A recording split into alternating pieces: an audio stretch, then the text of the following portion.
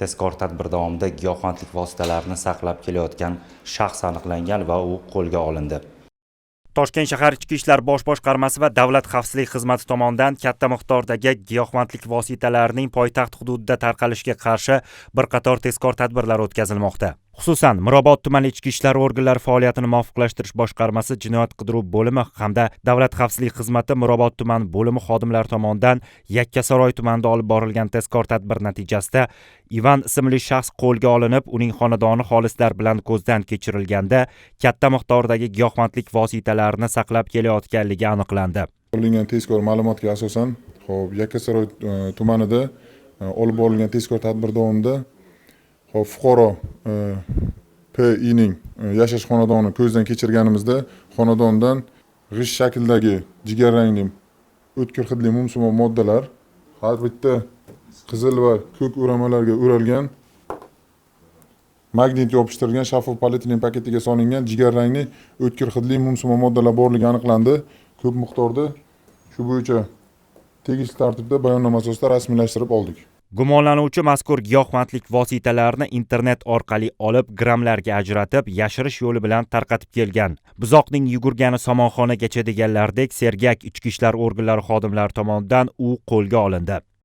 Bu qog'ozlar shaffof polietilen paketiga tarozi yordamida giyohvand moddani, ya'ni gashish giyohvand moddasini o'zining so'zidan bo'lib 1 grammdan 0,5 grammdan har bitta shaffof polietilen paketiga solib, uni magnit yordamida yopishtirib, izolentada o'rab, geolokasiya orqali internet ijtimoiy tarmog'ining Telegram bot saytida tegishli manzillarga qo'yib, o'sha orqali sotib kelgan. Tegishli tartibda magnit, giyohvand moddalar, tarozilar, polietilen paketlar, baklashkalar, turli xil izolentalar ashyoviy dalil asosida rasmiylashtirib olindi. Bu giyohvandlik vositalarini qayerdan oldingiz? Bu Chirchiq tarafda zakladkada bo'lgan. Bordim, oldim, keldim, imamini qiluvdim. Grammlab tarqatganingizga qancha pul olardingiz? Bitta dona 100 ming beradi.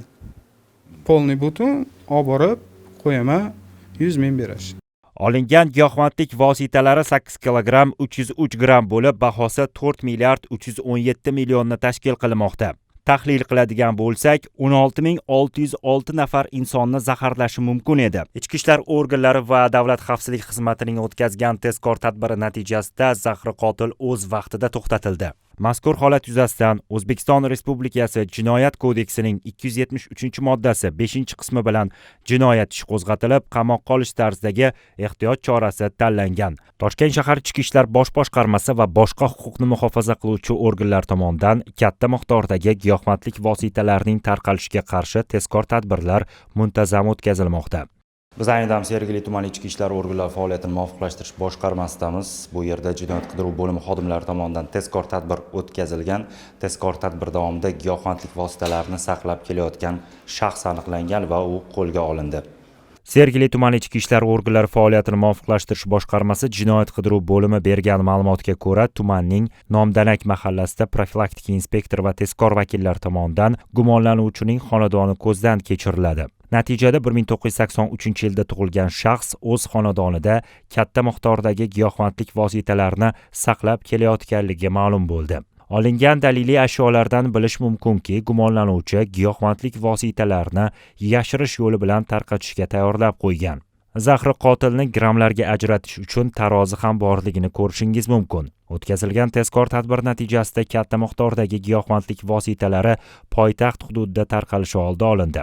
Insonlarni jar tomon boshlaydigan, hayoti va sog'lig'iga xavf tug'diradigan giyohvandlik vositalari to'xtatilmaganda edi. Qanchadan qancha fuqarolar, ayniqsa yoshlarni zaharlashi mumkin edi. Mazkur holat yuzasidan O'zbekiston Respublikasi Jinoyat kodeksining 273-moddasi bilan jinoyat ishi qo'zg'atilib, qamoqqa olish tarzidagi ehtiyot chorasi tanlangan.